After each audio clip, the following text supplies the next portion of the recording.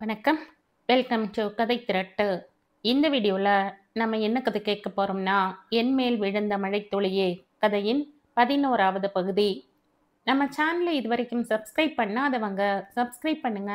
பக்கத்தில் இருக்கிற பெல் ஐகானை கிளிக் பண்ணி ஆல்ங்கிற ஆப்ஷனை ப்ரெஸ் பண்ணுங்க. ஸோ தட் நான் போடுற கதைகளை உடனுக்குடனே நீங்க கேட்கலாம். வாங்க கதைக்குள்ள போகலாம். சரித்திரனின் கையில் கார் பறந்து கொண்டிருந்தது. ஷாலுவின் கல்லூரி வளாகத்தை நோக்கி.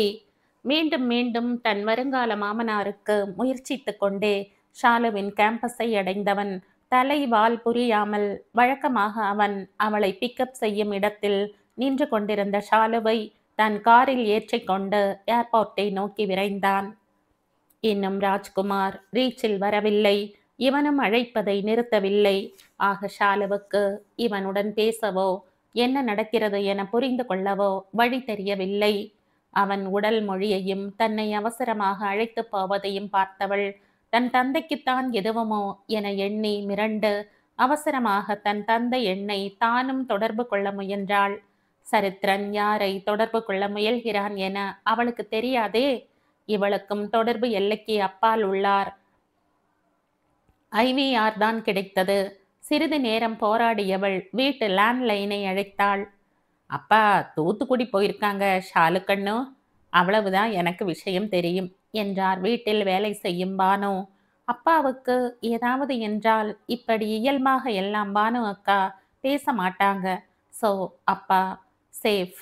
ஷாலு ஆஸ்வாசப்பட்ட போது ஏர்போர்ட் வந்திருந்தது. காரை பார்க்கிங்கில் விட்டுவிட்டு ஒரு கையில் மொபைலை காதில் வைத்து பிடித்தபடி அடுத்த கையால் ஷாலுவை இழுத்தபடி அவன் ஏர்போர்ட்டில் கவுண்டரில் செக்இன் செய்த போது தாங்கள் மும்பை போய் கொண்டிருக்கிறோம் என்பதே ஷாலுவுக்கு புரிந்தது. அப்பாவுக்கு தெரியுமோ? சரித்திரனின் முகபாவம் பார்த்தவள் அவனை தொந்தரவு செய்ய முயலாது தன் சித்தியை அழைத்தாள் விஷயம் அறிய. அவர் எண் பிஸி. பின் சித்தப்பாவை முயன்றாள். அதுவும் பிஸி. ஓ சித்தப்பா சித்திட்ட பேசிட்டு இருக்காங்க போல. சரித்திரன் முகம் பார்த்தாள். சோர்வு வலி எல்லாம் தெரிந்தது அதில். இப்பொழுது வேறு வகையான பயம். அத்தை மாமா எப்படி இருக்காங்க?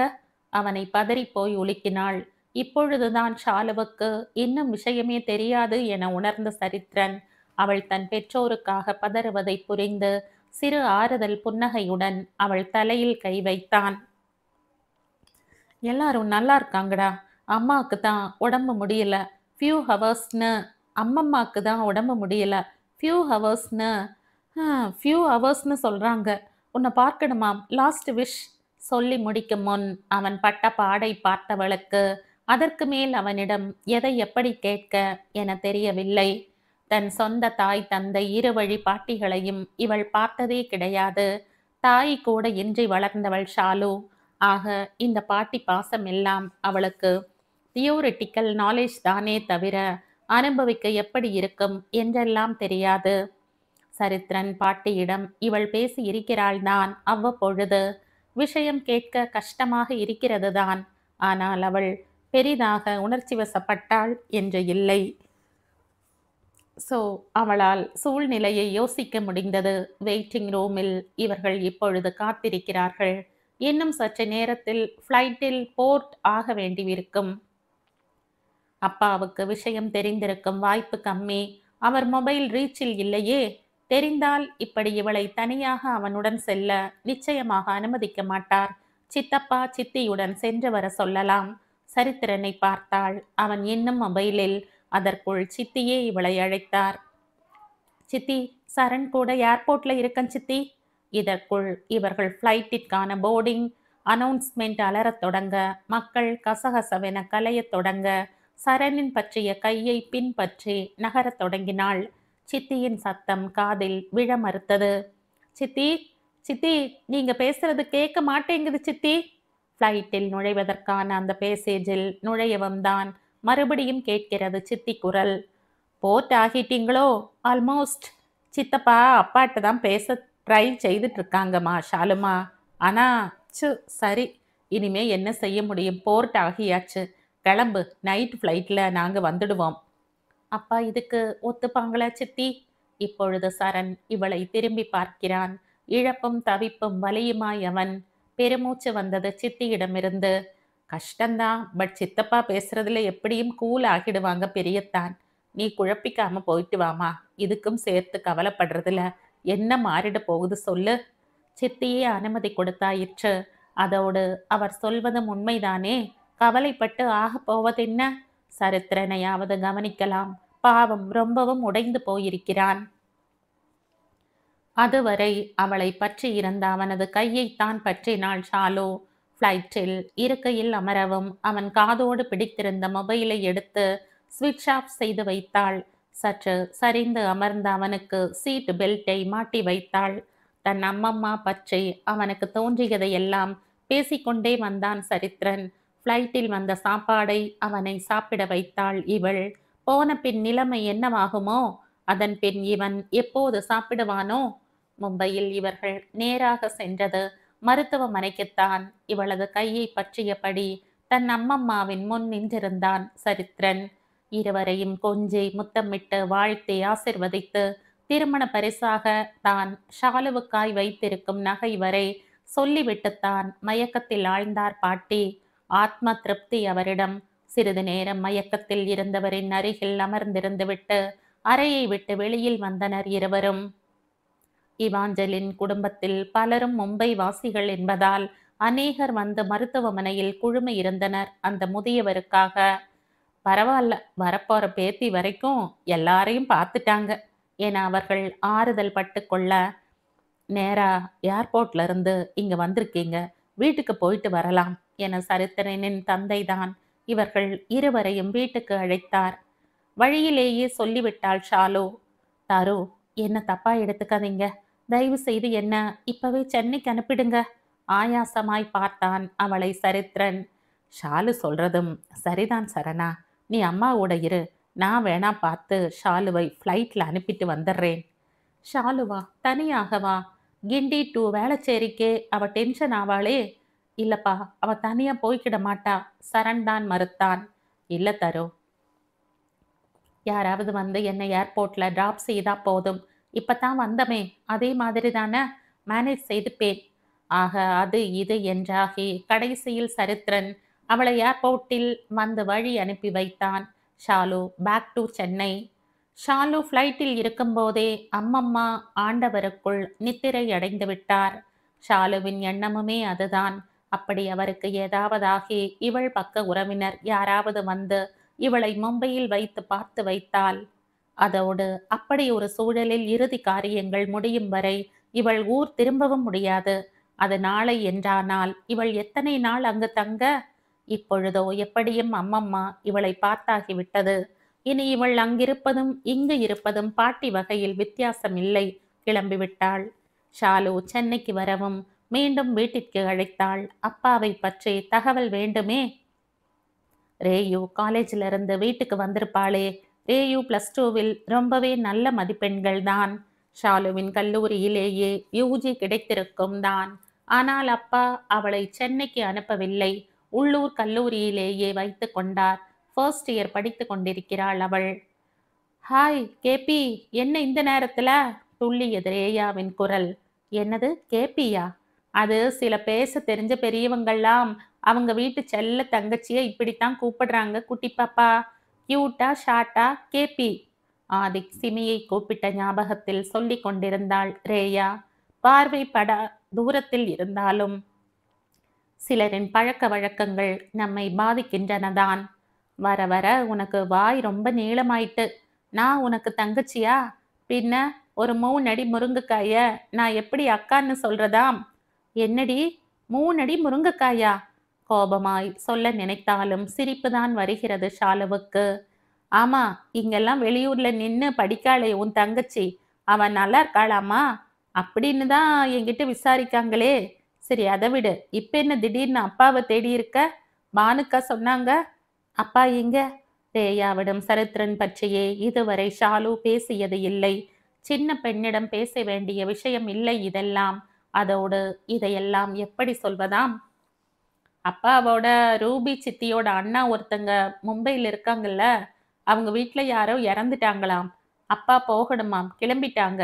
இன்னைக்கு நைட் நான் மட்டும்தான் வீட்டுல. கொஞ்சம் சுதி இறங்கி சொன்னவள் இடைவெளியின்றி. அதோடு உனக்கு ஒரு விஷயம் தெரியுமா? அப்பா இன்னைக்கு கூட என்ன ஆஃபீஸ் போயிட்டு வர சொன்னாங்க. அப்பா இல்லாம இன்னைக்கு தான் நான் ஃபர்ஸ்ட் டே ஆஃபீஸ் போனேன். பெருமிதமும் சந்தோஷமும் வந்திருந்தது குரலில். ஷாலுவுக்கு அப்பா மும்பை போகிறார் என்பதிலேயே தலை சுற்றி விட்டது. அப்பா சரித்திரன் குடும்பத்தை பூரணமாக ஏற்கிறார் என்ற உட்செய்தி உள்ளம் பூரிக்க செய்தாலும், ஜஸ்ட் மிஸ், அப்பா வர நேரம் நான் அங்க இருந்திருந்தா என்ற நினைப்பு தூக்கி அடித்தது. சித்தப்பா வழியாக அப்பா விஷயத்தை கேள்விப்படுவது என்பது வேறு, அவரே இவளை அங்கு அறிவிப்பின்றி பார்ப்பது என்பது வேறல்லவா? அடுத்த செய்தியும் அவளுக்கு அதிசயம்தான் என்றாலும், ரேயாவை சென்னை காலேஜுக்கு அனுப்ப அப்பா மறுத்த பொழுது வந்த கோபம், அதன் பின் தினம் கல்லூரி முடிந்து வரும் தங்கையை அப்பா தன் அலுவலகத்திற்கும் சிறிது நேரம் அழைத்து செல்லத் தொடங்கியதும் சற்று தணிந்திருந்தது. ஆக இது அதன் அடுத்த கட்டம் போலும். தன்னை ஏன் அப்பா இப்படி பிசினஸில் சேர்த்து கொள்ளவில்லை என்ற முதலில் வந்த இனம் புரியா வருத்தம் இப்பொழுதும் ஞாபகம் வருகிறது. கூடவே சரித்திரன், அப்படி உன்னை பிசினஸ் சைடு கொண்டு போயிருந்தா நாம இப்படி மீட் பண்ணி இருக்கிறதாம். நல்ல வேளை உங்க அப்பா அப்படி எதுவும் செய்யல என சொல்லி தெளிய வைத்ததும் தான். படிச்சு முடிச்சதும் உன்னை ஹவுஸ் ஒய்ஃபாலாம் வைக்க மாட்டேன். நம்ம ஆஃபீஸை உன் தலையில கட்டிட்டு நான் உன்னைய மட்டும் கட்டிக்கிட்டு உன்னையே சுத்தி சுத்தி வருவேன். தொடர்ந்து அவன் சொன்னது இப்பொழுது நினைத்தாலும் இனிக்கிறது. ஷாலு, ஏன் சைலண்ட் ஆயிட்ட? அப்பா உன்னை மட்டும் கூட்டிட்டு போகாம என்ன மட்டும் செய்றாங்கன்னு ஃபீல் பண்றியா? கவலையும் வருத்தமும் தங்கையின் குரலில். தான் அமைதியா இருந்ததன் பின் விளைவு புரிய, ஹே ரேயு, என்ன நீ கண்ணா பின்னான்னு யோசிக்கிற? அப்படிலாம் இல்ல, இது வேற. அப்பா முன்னால மாதிரி இல்ல ஷாலு. இப்பெல்லாம் கொஞ்சம் சேஞ்ச். முன்னாலேயும் நம்ம சேஃப்டி தான் அவங்க கன்சர்ன். இப்போ அதை இன்னும் பிராக்டிக்கலா அப்ரோச் செய்றாங்க. தான் இல்லைனாலும் பிள்ளைங்களால சமாளிக்க முடியணும்னு யோசிக்கிறாங்கன்னு தோணுது. இப்ப நீ இங்க இருந்திருந்தா கண்டிப்பா உன்னையும் கூட்டிட்டு போயிருப்பாங்க. தன்னால் முடிந்தவரை விலக்கிவிட துடித்தாள் ரேயா. அப்பா முழு பிசினஸையும் உனக்கு கொடுத்தா கூட எனக்கு வருத்தம் இல்ல ரேயு. நீ சந்தோஷமா இருந்தா அது போதும். சரி, இப்ப சாப்பிட்டுட்டு தூங்கு. பார்க்கலாம். பாய். பாய் ஷாலு. இணைப்பை துண்டித்து விட்டாள் ஷாலு. அப்பா நம்பர் கால் வெயிட்டிங்கில் வந்ததே காரணம். அவரும் சித்தப்பாவை பற்றி விசாரித்துவிட்டு இணைப்பை துண்டித்துவிட நிம்மதி ஷாலுவுக்கு. ஆனால் ரேயாவுக்குத்தான் கஷ்டமாக இருந்தது. அந்த டூர் நிகழ்ச்சிக்கு பின் ஆதிக் பற்றி எந்த தகவலும் அவளுக்கு கிடையாது. அடுத்த வருடம் அவன் இந்தியா வருவான் என்ற புரிதல் மட்டும் இருந்தது. அப்பாவுடன் அலுவலகம் செல்வது மனதுக்கு பிடித்திருந்தாலும் அந்த சந்தோஷத்தையோ அல்லது இப்பொழுது ஷாலு பேசியதால் வந்த துக்கத்தையோ பகிர்ந்து கொள்ளத்தான் அவளுக்கு யாருமே இல்லை. ஃப்ரெண்ட்ஸ் எல்லோரும் சிட்டி காலேஜ் போயாச்சு. இவள் மட்டும் இங்கே. அதோடு அவர்களிடம் கூட இந்த விஷயங்களை பகிர்ந்து கொள்ள இவளால் முடியாது. மனம் அவனைத்தான் தேடியது. தன் கேமராவில் ஆதிக்கை புகைப்படம் எடுத்தால் அப்பா என்ன நினைப்பார்களோ என்ற நினைப்பில் அவள் அவனை புகைப்படமாக கூட பதிந்திருக்கவில்லை. ஏங்கினாள். மும்பை சென்ற ராஜ்குமாரிடம் அந்த சூழலில் ஷாலு வந்து சென்ற தகவலை பேச அவரது தம்பிக்கு மனம் இல்லை. இறுதி சடங்கு முடியட்டும், நிதானமாக பேசிக்கொள்ளலாம் என நினைத்தார். சரத்ரனும் அவனது பெற்றோரும் கூட இதை பற்றி அவரிடம் பேசவில்லை. சூழல் அப்படி. ஆனால் சற்று தூரத்து சொந்தங்கள், நம்ம சரணோட ஃபியான்சிய வரைக்கும் பார்த்தாச்சு. இனிமே என்ன, ஓல்ட் ஏஜில் கஷ்டப்படாம பெட் ரிடன் ஆகி கஷ்டப்படாம இப்படி போறது கூட பிளஸ்ஸிங் தான்னு பேசிக்கொண்டன. அது ராஜ்குமார் காதில் விழுந்து வைத்தது. ஆமா, என்கேஜ்மெண்ட் சென்னையில வச்சு நடந்தது போல. நான் கூட போட்டோஸ் பார்த்தேன். பொண்ணு சரணுக்கு பெர்ஃபெக்ட் மேட்ச். கியூட்டா இருந்தா. ஹேய், அந்த கேர்ள் இங்கே தான் இருக்கா. நான் பார்த்தனே. ஹாஸ்பிட்டல்ல வந்து ஆன்ட்டியை பார்த்தா. ஆன்ட்டி லாஸ்டா பேசினது அவட்ட தான். லவ் மேரேஜ்னு நினைக்கிறேன். சரண் அவளை விட்டு அங்கே இங்கே அசையலை. இருக்கும், இவாஞ்சிலும் தான் எத்தனை பொண்ணு பார்த்தா. தான் ஃப்ரெண்டு டாக்டர் எல்லாம் ரொம்ப விரும்பி பார்த்தா. சரண் அசையவே இல்லை. இப்போ இந்த பொண்ணு அவன் சொல்லி பார்த்ததுன்னு கேள்விப்பட்டேன். அந்த உறவினர்களின் உரையாடல் தொடர இவாஞ்சலின் விரும்பி பார்த்த ஃப்ரெண்டு டாக்டர் தான் தன் மகள். ஆனால் அவர்களது மகன் சரண் வேறு ஒரு பெண்ணை விரும்புவதால் அப்பெண்ணுடன் நிச்சயதார்த்தத்தை முடித்து விட்டார்கள் போலும். விஷயத்தை இவரிடம் எப்படி சொல்ல என நினைத்து சொல்லவில்லை போலும். என புரிந்து கொண்டான் ராஜ்குமார். அவருக்கு சற்று வருத்தமாக இருந்தாலும் பெரிதாக அவர் அதை கண்டு கொள்ளவில்லை. இதெல்லாம் சகஜம். தன் பெண்ணுக்கு இன்னும் விஷயமே தெரியாது. ஆக இதில் வருத்தப்பட எதுவும் இல்லை. தன் முதல் திட்டப்படி ஆதிக்கை மூத்த மருமகனாக்கி விட வேண்டியதுதான். தூத்துக்குடியிலேயே இரண்டாவது மகளுக்கு மாப்பிள்ளை பார்க்க வேண்டியதுதான் என நினைத்து கொண்டார். அதே எண்ணத்துடன் தன் தம்பியை தனிமையில் சந்தித்தவர், என்னடா ஏதோ சரணுக்கு நிச்சயம் செய்த பொண்ணு இங்க வந்தான்னு பேசிக்கிறாங்களே என கேட்டார். ஷாலு வந்து சென்றதை எப்படி சொல்ல என தயங்கிக் கொண்டிருந்த தம்பியும் அண்ணன் ஷாலுவை பற்றித்தான் கேட்கிறார் என நினைத்து கொண்டு, ஆமாண்ணா, யார்கிட்டையும் சொல்லாம சரண் கூட்டிட்டு வந்துட்டான், உங்ககிட்ட எப்படி சொல்லன்னு தான் என இழுக்க, ச்சு, இந்த கால பிள்ளைங்க, சரி விடு என முடித்து விட்டார். ஆக சரித்திரன் ஒரு பெண்ணை கூட்டி வந்து இவளைத்தான் கல்யாணம் செய்வேன் என சொல்லிவிட்டதால் வேறு வழியின்றி இவாஞ்சலினும் அவரது கணவரும் திருமணத்திற்கு ஒத்துக்கொண்டு விட்டார்கள் போலும். அவமானமாக உணர்வதால் தன் தம்பி உட்பட யாரும் இதை இவரிடம் பேசவில்லை போலும் என புரிந்து கொண்டார் ராஜ்குமார். ராஜ்குமாரின் தம்பியோ, அப்பா, அண்ணன் சண்டை போடாம ஷாலு இங்க வந்தது ஈஸியா எடுத்துக்கிட்டானே, இனி இதை பத்தி பேசி அவனை டென்ஷன் ஆக்கிடக் கூடாது என பெருமூச்சு விட்டு கொண்டார். அதோடு போன வேகத்தில் இறுதி சடங்கு முடியவும் கிளம்பி வந்து விட்டார் ராஜ்குமார். ஷாலுமா, அண்ணன் என்னமோ ஒன்றும் சொல்லாம ஈஸியா எடுத்துக்கிட்டான், நீ போய் விளக்கம் சொல்றேன்னு திரும்ப கிளறடாதமா.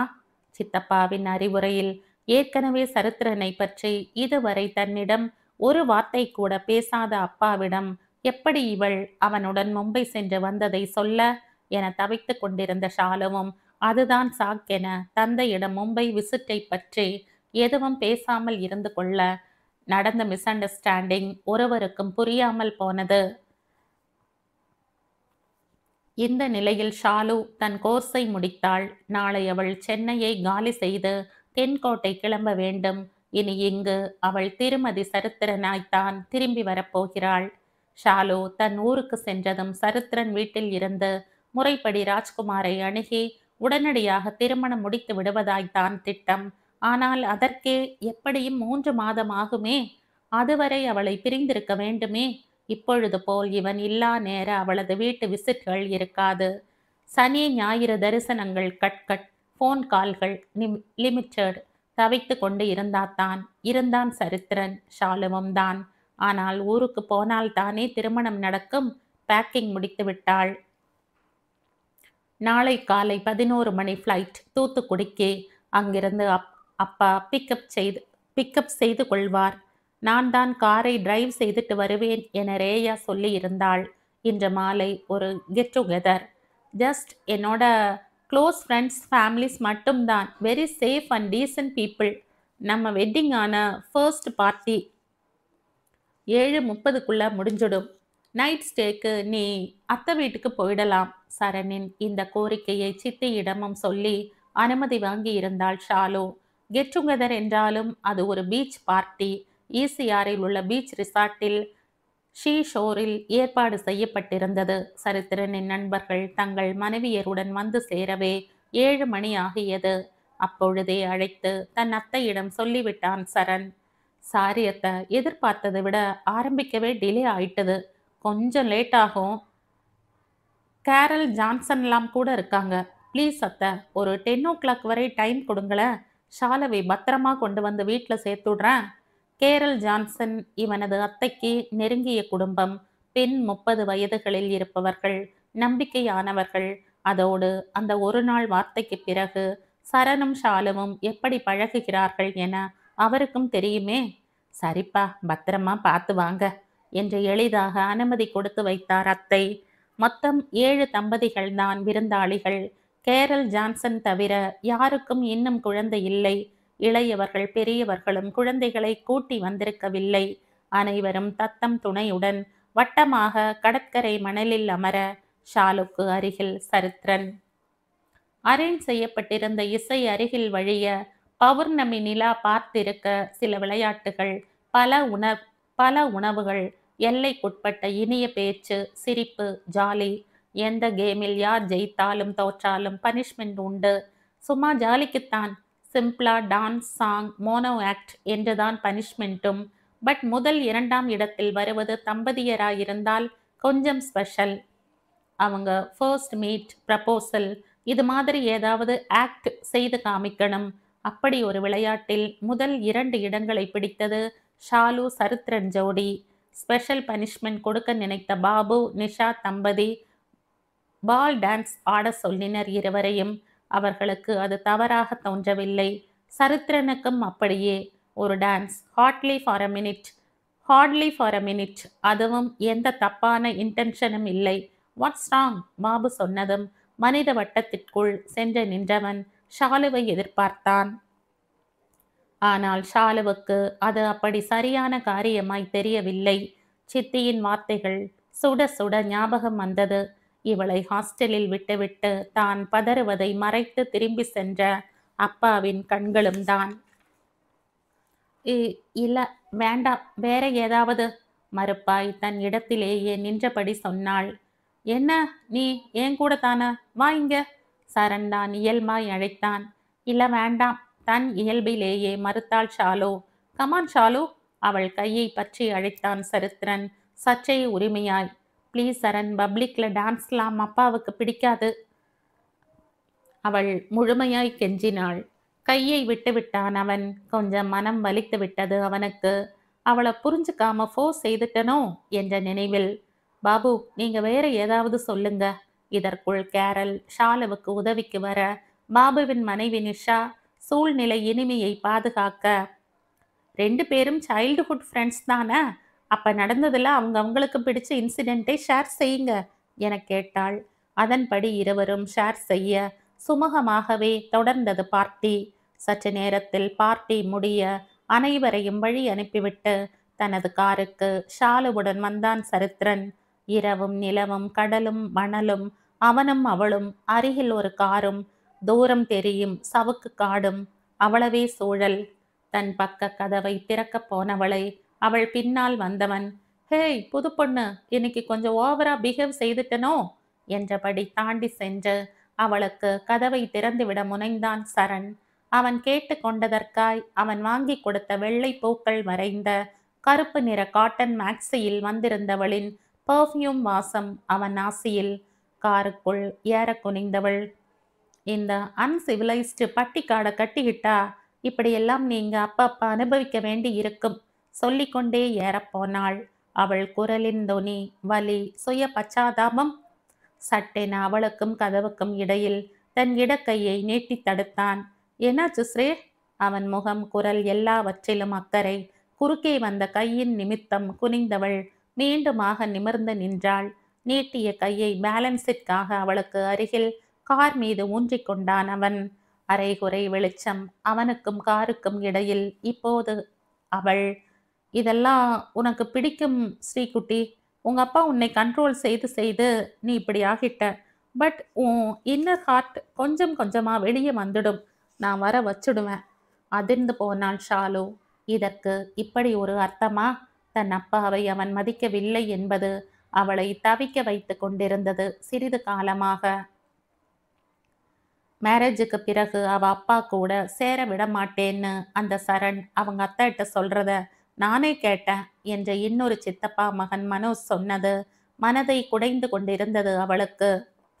உன் ரிலேட்டிவ்ஸ் அன்சிவிலைஸ்டு. சரணின் அடுத்த வார்த்தை அவளை பலமாய் காயம் செய்திருந்தது.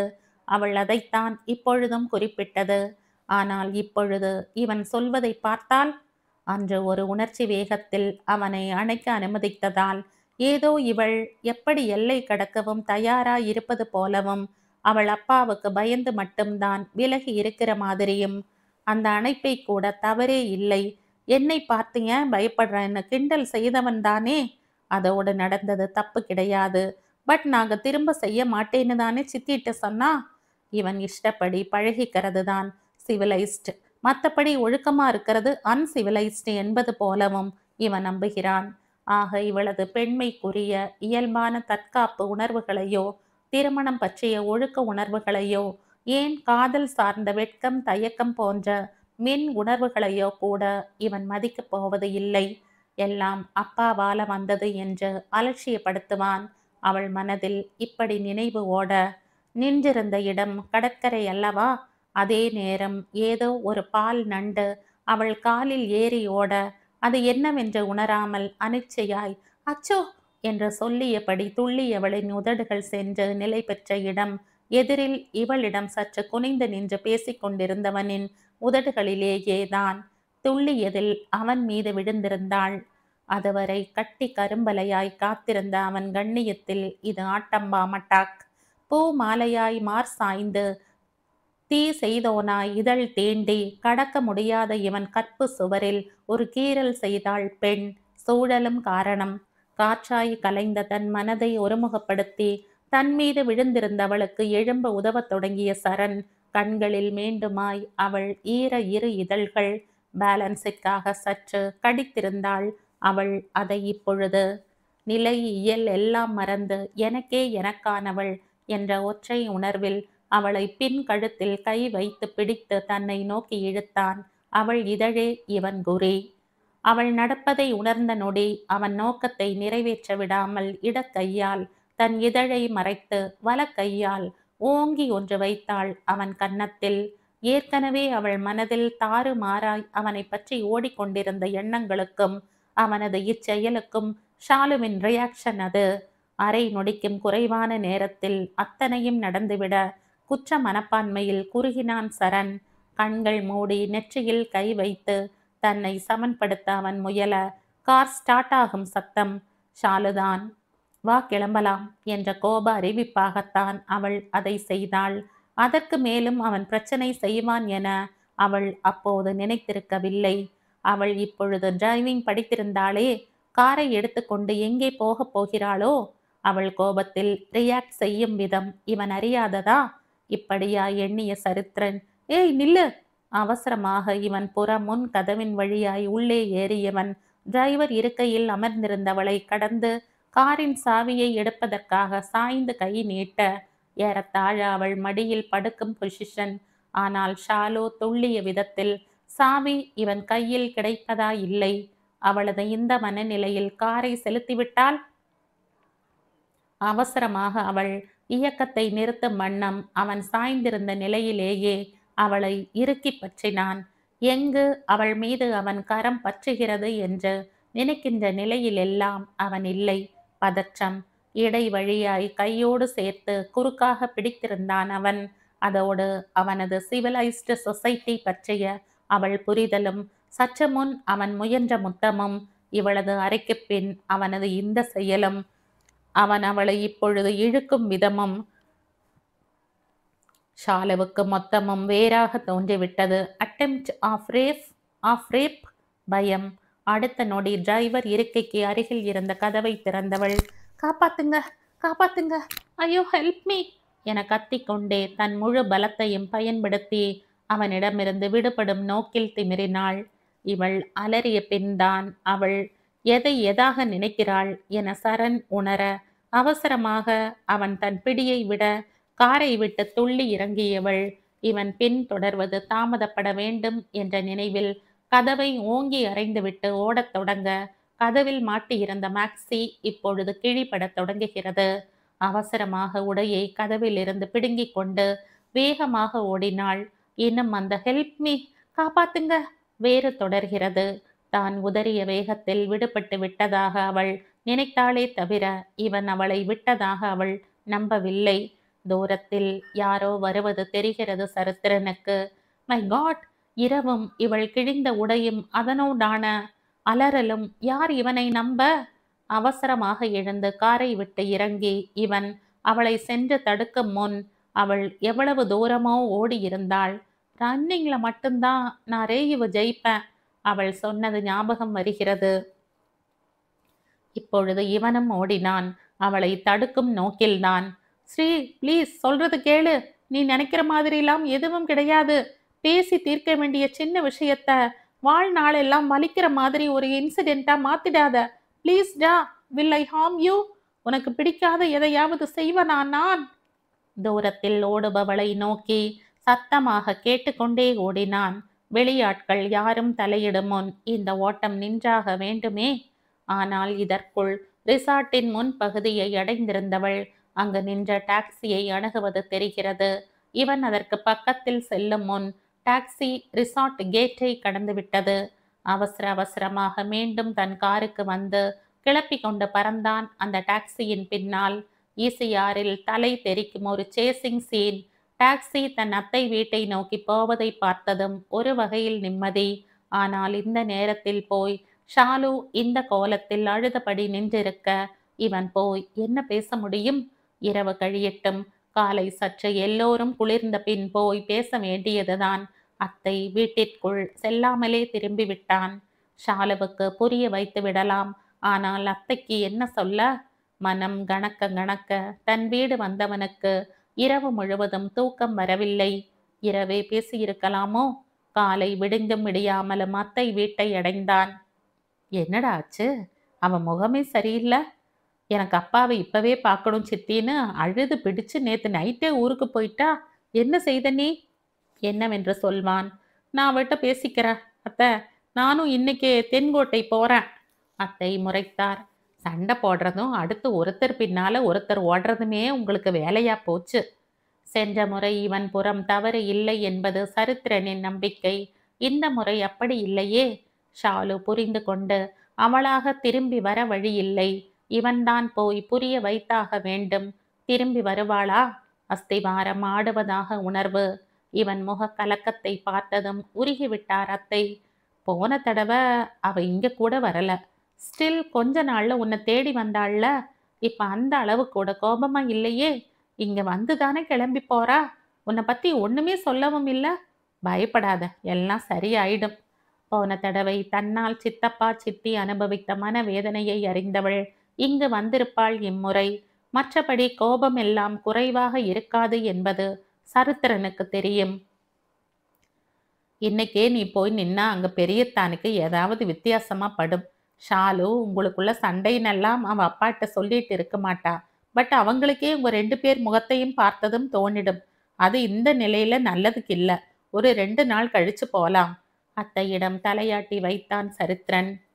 ஷாலுவின் மொபைலே இவன் காரில் இருந்ததால் அவளை தொடர்பு கொள்ள வேறு வழி தெரியவில்லை அவனுக்கு.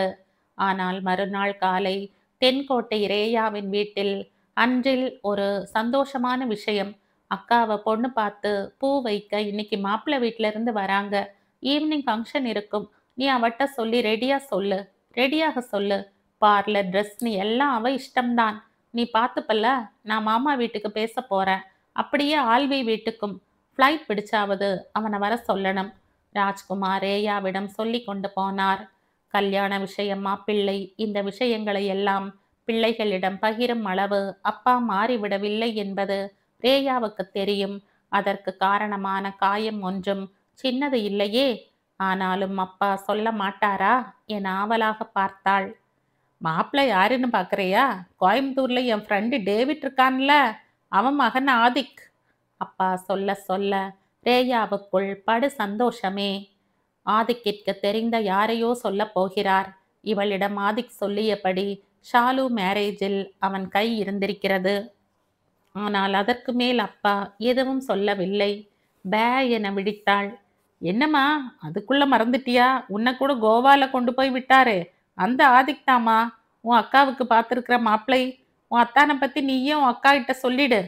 இடி மின்னல் பூகம்பம் எதுவும் இல்லை இதற்கு ஈடு. அப்பா, ஏதோ இவள் கேட்க நினைக்க, அத்தான்னு 1000 தடவை இம்போசிஷன் எழுத சொல்வேன். அவன் சொன்னது ஞாபகம் வருகிறது. அக்கா கணவரை அத்தான் என்று அழைப்பதுதான் இங்கு வழக்கம். ஹஸ்பண்டை யார் அத்தான்னு கூப்பிடுறாங்களாம் இந்த காலத்துல என்ற எண்ணம் ஓடுகிறது அவள் மனதில். என்னம்மா, அவங்க வீட்டில் அவங்க இன்னைக்கு ஈவினிங் இங்கே இருப்பாங்களாம். ஆக்சுவலி மாப்பிள்ள நேற்று நைட் தான் இந்தியா வந்தார் போல. இன்னைக்கே முடிச்சுடணும்னு சொல்லிட்டாராம். 1 வீக்கில் என்கேஜ்மெண்ட் அரேஞ்ச் செய்யணும். 3 வீக்கில் கல்யாணம் வைக்க முடியுமா அங்கிள்னு எங்கிட்டயே கேட்டார். மாப்பிள்ள நாம ஏன் தள்ளி போடணும்னு நினைக்க. அப்பா முகமெங்கும் மலர்ச்சி.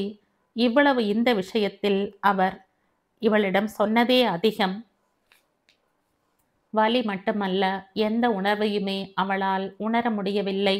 தனக்கு பைத்தியம் பிடித்திருக்கிறதோ என்ற சந்தேகம் கூட வருகிறது ரேயாவுக்கு. அல்லது தான் ஏற்கனவே செத்து விட்டேனோ?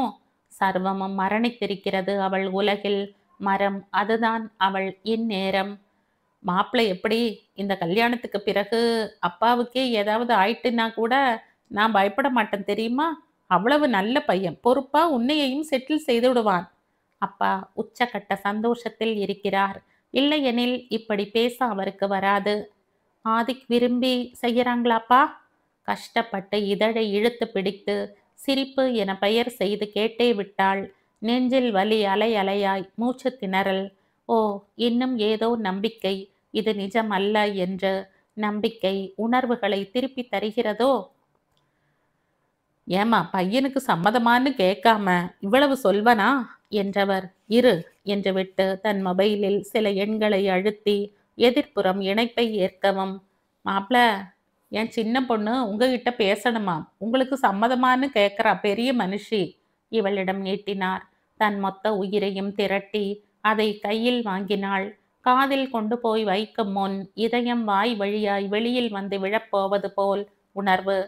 ஹாய் வாலு, ஒரு வழியா உன்னிட்ட பேச முடிஞ்சிட்டு. எப்படி இருக்க? உன்னை பார்க்கணும் பார்க்கணும்னு பிளான் செய்து கடைசியா என் கல்யாணத்துல தான் பார்க்க முடியும் போல. ஆதித்தான், அவன் குரல்தான். எத்தனை நாள் இந்த குரல் காதில் விழாதா என ஏங்கி இருப்பாள்.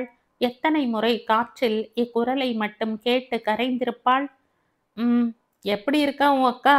இப்பவாவது என்னிட்ட பேச விடுவாங்களா? மூச்சு விட முடியாமல் ஒரு திணறல். நெஞ்சில் வலி இவளுக்கு. அவட்ட பேசணுமே, கூப்பிடுறியா? உதடுகளை இறுக்கி கடித்து தன் உணர்வுகளை கட்டுப்படுத்த முயல்கிறாள். கீழ் உதட்டில் ரத்தம். அப்பா பக்கத்துல இருக்காங்களா? ரகசியம் பேசும் குரலில் அவன். ம், பரவாயில்ல, உன் பயந்தாங்குள்ளி அக்காவை நான் கண்டிப்பா பேச சொன்னேன்னு சொல்லு. சிரிப்பு வந்திருந்தது அவன் குரலில். இதற்கு மேல் தாங்காது. இணைப்பை நுண்டிட்டு மொபைலை அப்பாவிடம் கொடுத்துவிட்டு தன் அறைக்கு சென்று கதவை உட்தாழிட்டாள் ரேயா.